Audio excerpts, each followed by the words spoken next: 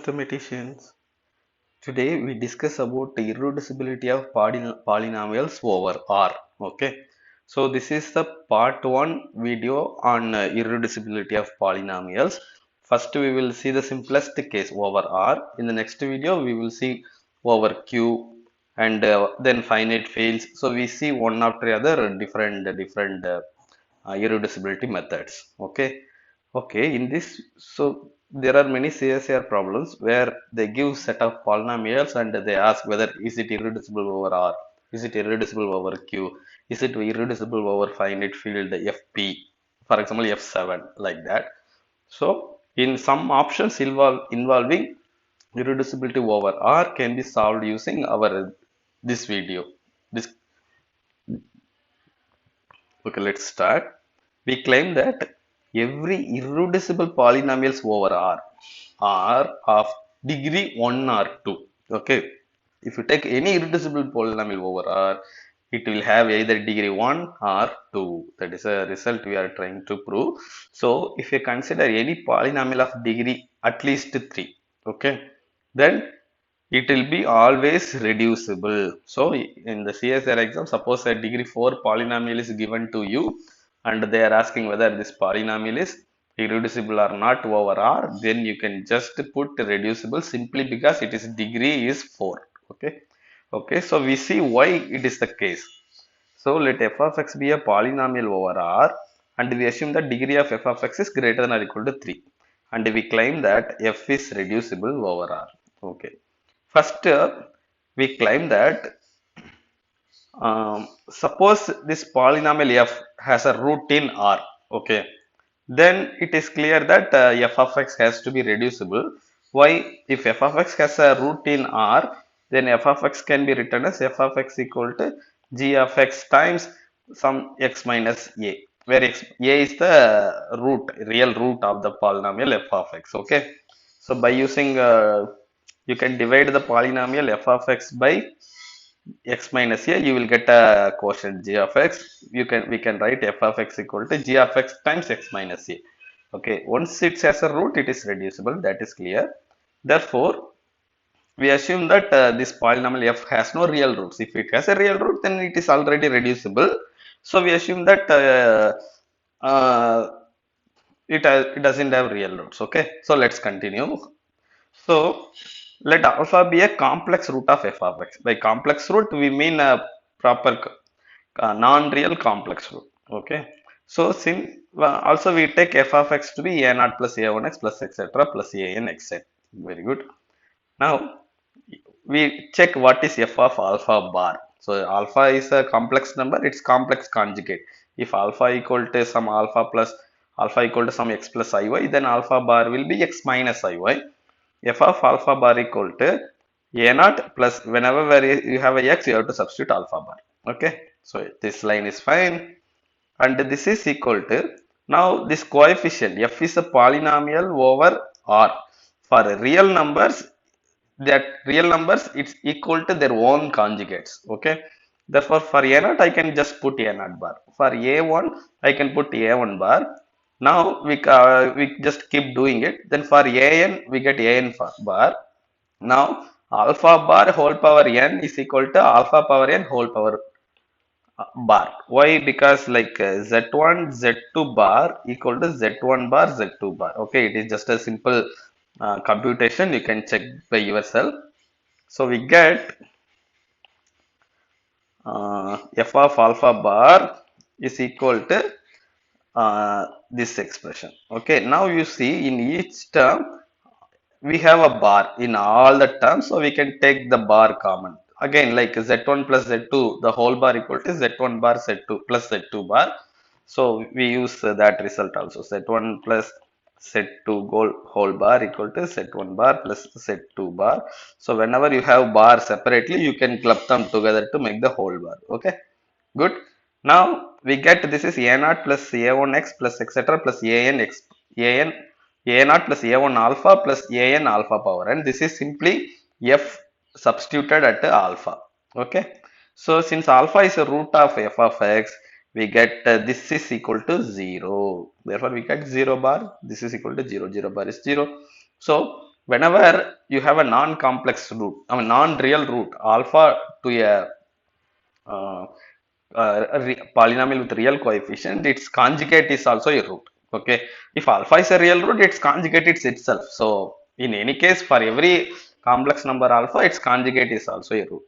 Okay, so now if you take a real polynomial, it will have n. If it is of a degree n, it will have n roots in the complex plane. Okay. Okay. Now we assumed that it has no real roots, so this is some non-real complex root. And we know that if x minus alpha is a root, then alpha bar is also a root. That's what we just proved. So what is x minus alpha into x minus alpha bar? That is what we are calculating. So then if you simplify, you will get x into x square. Then the coefficient of x will be minus alpha plus alpha bar plus the constant terms will be alpha plus alpha bar, alpha times alpha bar. Okay.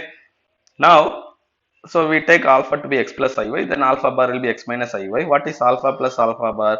That is 2x. Okay, this is nothing but 2 times real part of alpha. This is real part of alpha, this is imaginary part of alpha.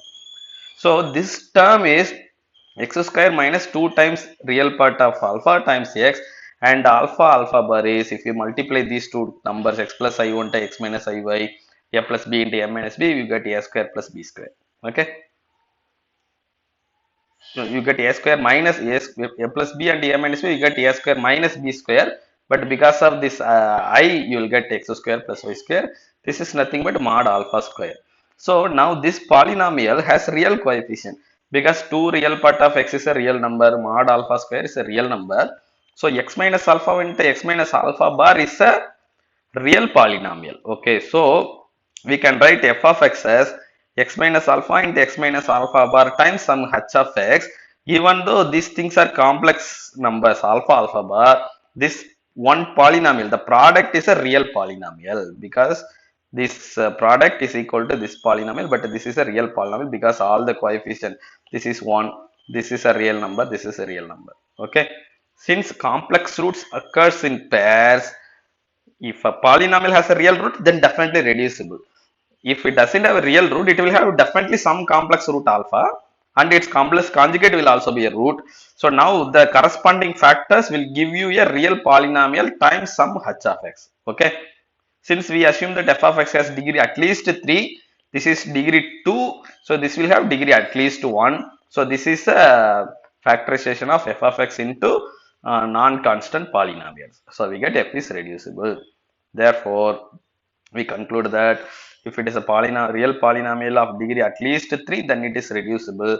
In other words, every irreducible polynomial of degree r, in every irreducible polynomials over R has to be of degree either 1 or 2. Okay. But degree 1 doesn't mean that degree 1 polynomials are always irreducible by definition, because if it is a degree 1 polynomial, it cannot be splitted into product of two non-constant polynomials. You need at least degree 2 to split into two non-constant polynomials. So if you take degree 2 polynomial, not all degree 2 polynomials over R are irreducible. For example, you can consider x square minus 1 is a degree 2 polynomial, but it is reducible because it has a root in R, 1. Or you can write it as x plus 1 into x minus 1, therefore it is reducible.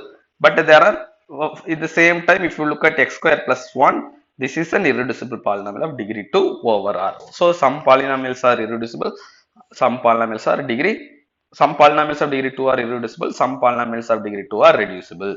Okay, now we have an important corollary. This is even a NBHM question, like one option in a problem, one of the option in NBHM question was this is the option.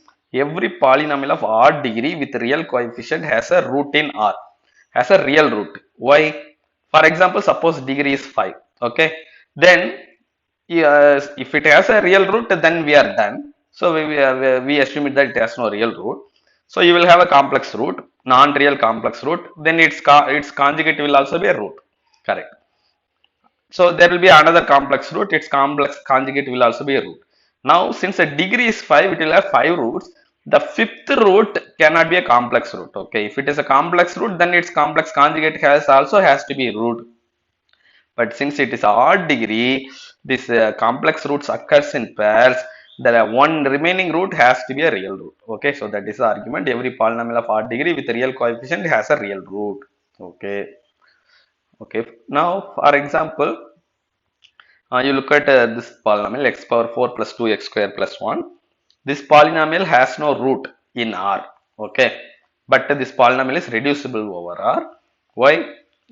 You put t equal to x square here, then you get t square plus 2t plus 1. Then t square plus 2t plus 1 is t plus 1 the whole square. So you replace t by x square back, you get x square plus 1 into x square plus 1. So this polynomial can be written as this polynomial into this polynomial. Both are real polynomials. Polynomial with real coefficients. Therefore, this polynomial is reducible over R. Okay. I hope you understand the concept of reducibility over R.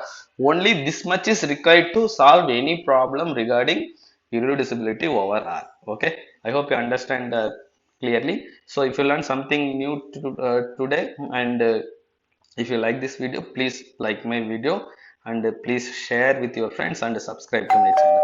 Thank you.